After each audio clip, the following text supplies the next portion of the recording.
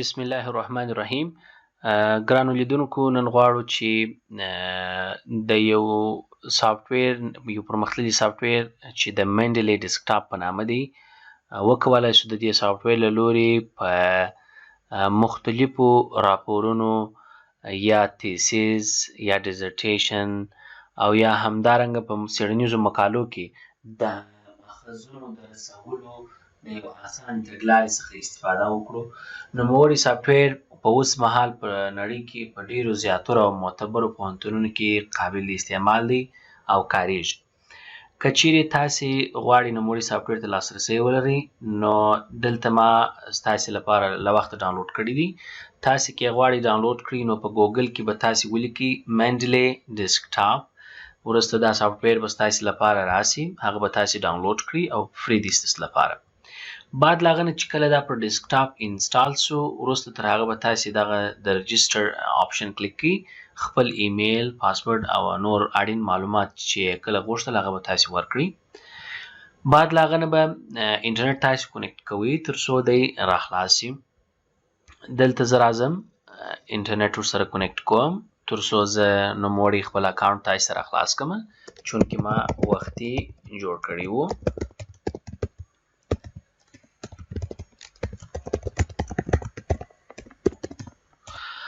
کله چې تاسې ساین ان ووهئ، نو نوموړی صفحه چې راخلاص شوله دا خپله د منډلې ډیسکټاپ د ریفرنسینګ د سافټویر سربیرنه صفحه یې ده. تاسې وارخطا کیږئ مه ورته، چونکې په دې کې ما وختي ډېرې څېړنې پورته کړي دي او رسولي دي، نو په دې خاطر لیکنې پکښې ډېرې شته. د لومړي ځل لپاره چې تاسې غواړئ ورسره بلد سئ، اول کوښښ وکئ که چیرې خصوصا یو علمي کادر لپاره چې هغه خپلې څېړنې ولري په نړیوال ژورنال کې چاپ سوي وي، اول مای پبلیکیشن په دې طرف کې چې تاسې کوم مینو وینئ، مای پبلیکیشن کې دلته تاسې مستقیما د دغه لارې چې دلته آپشن ورکول سوی دی د اډ په نامه اضافه کولی سئ. که چیرې تاسو دا اډ کلیک کړئ، ستاسې څېړنه چې په هر ځای کې پرته وي هغه د پی ډي اف په بڼه چې هلته چاپه سوي وي دلته راځي پیسټ کیږي. فرض که د مثال په توګه یو ریسرچ که زه پر دې کلیک ووهم، ټوله سینکرونایز کیږي. اوس ټوله نوموړې څېړنه مثلا په یو ژورنال کې چاپه سوې ده، دلته عنوان او هغه ټوله اړین معلومات پکښې کې دي. د دې لپاره بعضې ریسرچونو د معلومات بشپړه سم نه وي په سیسټم کې، نو تاسې کولی سئ مانولي په خپله هم جوړ کړئ تر څو دا ماخذ چې بیا په یو څېړنه کې رسول کېږي منظم خپل په بیبلیوګرافي کې ادرس پوره ولري.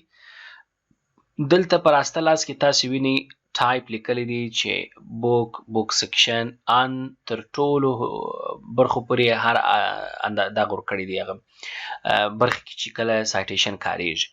فرض که نوموړی یو ژورنال آرټیکل دی، نو زه یوازې څه کوم ژورنال آرټیکل انتخابوم. نوموړی عنوان همدلته چې لیکل سوی دی دی. آترز کې عموما قاعده د منډلې دا ده چې اول به سرنیم کاریږي، بیا به کاما ورکول کیږي، فاصله فرست نیم یا اول نوم دی. فرض که دوه آتر یې ودرلودله، لکه د مثال په توګه دلته زه راځم بل ریسرچ راخلاصوم، په دې کې زه ګورم چې څو نور آترونه د نوموړي ریسرچ کې د کو آتر په توګه موجود دي. که چیرې تاسې وګورئ دلته درې یو کو آتر دی، دوه کو آتر موجود دي. دلته بعضې وخت دا نومونه دی انټرنیټ یې د دې فایل څخه ترلاسه کوي، ولې چونکې دلته بعضې وخت نومونه سم وانخلي، نو تاسې به خپله څه کوئ رسوئ. بیا قاعده دا ده چې اول تخلص، کاما، فاصله ورکوئ، بیا اول نوم، بیا د دغه علامه کاروئ چې ستاسې لپاره په کیبورډ کې د ایل تر راسته طرف کې موجوده ده، د سیمیکالن علامه کاروئ، بیا فاصله ورکوئ، تخلص د بل کو آتر، بیا فاصله کاما، فاصله فرست نیم، بیا همدا ترتیب مخته بیایاست. وروسته تر هغه ستاسې څخه د ژورنال نوم غواړي، کوم کال کې چاپ سوی دی، والیوم نمبر یې څوک دی، ایشیو نمبر څومره صفحه کې سته. یاداشت ونیسئ چې دا که تاسې دا رولر راکښته کړئ دغه څپې چې دلته لاندې پر دې ځای در ښکاره کوي چې د یوه څخه تر دومره پورې دا څپې نه ښیي. ژورنال کې خپله صفحې شتون لري چې مثلا په دې ځای کې لاندې دلته زیاتره وخت یا په سر کې درته ښکاره کوي. لکه دا خو یو عمومي ژورنال چې چاپ سوی وي ولیوم کې چې هر څومره ریسرچونه پکښې کې دي یو کتاب ځینې جوړوي چې د 1621 څخه شروع بیا ان تر 1632 پورې د دې ژورنال آرټیکل د صفحې نمبر دی. وروسته تر هغه تاسې آرټیکل ته ګورئ کې اتوماتیکلی خپله ابسترکټ دغه لنډیز پورته کړی و دلته خو ډېر به ښه وي که نو تاسې کولی سئ سمپلي دا کاپي کړئ او دلته یې پیسټ کړئ. وروسته تر هغه کیورډز د لیکوال کوم خاص یا لغاتونه پکې ښکار سوي وي ډېر د ریسرچ په تعلق دلته کولی سئ تاسې ور اضافه کړئ. په ټکس کې اجازه لرئ تاسې کله د JEL کلاسیفیکیشن کار کوئ چې هغه امریکن اکانومیک اسوسییشن لغاتونه دي چې خاصتا د اکانومیکس په تعلق او د اکانومیټریکس په تعلق ډېر کارېږي. وروسته تر هغه په کوم ښار کې انسټیټیوټ پبلیشر URL کله کله باید ورکړئ تاسې چې دا ریسرچ تاسې پیدا کړی دی پر انټرنیټ باندې د دې هغه ادرس ورکوئ چې دا هم بیا په ماخذ کې ورسره اضافه کېږي. بعضې ریسرچونه DOI لري یا ډیجیټل آبجیکټ آیډنټیفیکیشن کوډز لري چې د هغه کوډ په ذریعه بیا دا ریسرچ هیڅکله نه ورکېږي د انټرنیټ پر نړۍ باندې. هغه دلته خپله پیدا کوي چې کله یې دا ریسرچ له ځانه سره ولري. مثلا زه یو ریسرچ را خلاصوم دلته چې هغه هم زما دی. دلته تاسې وینئ نوموړی ریسرچ په د DOI کوډ ورکول سوی دی چې هغه دلته اتوماتیکلی خپل له ځانه سره پیدا کوي. نو دا هغه برخه وه چې تاسې خپل څېړنې په دې ځای کې اپلوډ کوئ. راځه اوس له خیر سره فرض کړئ د یو خاصې موضوع لپاره تاسې غواړئ څېړنه وکړئ او د هغه لپاره یو مخصوص فولډر جوړ کړئ. په هغه فولډر کې ټولې آرټیکلونه ځای پر ځای کړئ. د مثال په توګه دلته ما د پرایویټایزیشن په تعلق باندې فولډر جوړ کړی دی او په دې فولډر کې په مختلفه بڼه ریسرچونه اپلوډ سوي دي چې ما ور اپلوډ کړي دي ټول په ترتیب سره سته. که چیرې تاسې دلته متوجه واوسئ غواړئ تاسې داسې یو فولډر جوړ کړئ نو ډایرکټلی به لوړه خانچه ته خیژئ کریټ ا نیو فولډر به کلیک کوئ او ستاسې لپاره به په دې ځای کې نوی فولډر جوړیږي. نوم ورکوئ او نور په همهغه پخواني ترتیب د دې لارې څخه اډ ریسرچ اپلوډ کوئ. دلته نور ډیزاین او پروسه تاسې دلته په دې ځای کې جوړوئ. کله چې سافټویر ډاونلوډ سي ډېر مهم شی ټولز دی چې تاسې به یاداشت نیسئ. یو د انسټال ویب امپورټر په نامه دی او بل د انسټال MS ورډ پلاګین درته لیکل کېږي. یعنې دا که چیرې تاسې انټرنیټ سره وابسته واوسئ ګوګل کروم کې تاسې دپاره ویب امپورټر هم یو ایکسټنشن اضافه کېږي او په ورډ کې هم ستاسې لپاره یو د منډلي ډیسکټاپ ریفرنس مینو کې یو پلګ ان اضافه کېږي. اوس دا برخه خو مثلا هغه بیا تاسې ته معلومیږي که چیرې کنفرانس پروسیډینګ پیپر و نو دلته به تاسو هغه انتخابوئ که ریپورټ و که تیسیز و هر اړخ کوو هغه تاسې څه کوئ دلته پیدا کوای شئ. د هر څه لپاره دلته ډاټا ټوله څه ده یا بعضې مینولي رسول سوي دي یا بعضې کمپیوټر پیدا کړي دي انټرنیټ له لورې یا ځینې غلطۍ یې لرلي اصلاح سوي دي په دې ځای کې. اوس تاسې غواړئ چې دا ریسرچونه د پرایویټایزیشن په تعلق باندې ما ټوله دلته راټول کړي دي چې په دغه تعلق باندې زه غواړم کار پکښې وکړم. نو زه راځم ورډ پروګرام را خلاصوم. په ورډ پروګرام کې زه غواړم د خپل څېړنې په تعلق چې کوم ما لیټریچر یا تیوریکي شالید کتلی دی د هغه په تعلق باندې زه غواړم دلته سینتسایزینګ وکړم. نو زه مثلا یو جمله لیکم فرض که دغه جمله ما لیکلې ده او دا په یو چا پورې تعلق ده. زه غواړم دا ریفر کم هغه نفر ته ریفرنسیز یا سایټیشن کار کوم.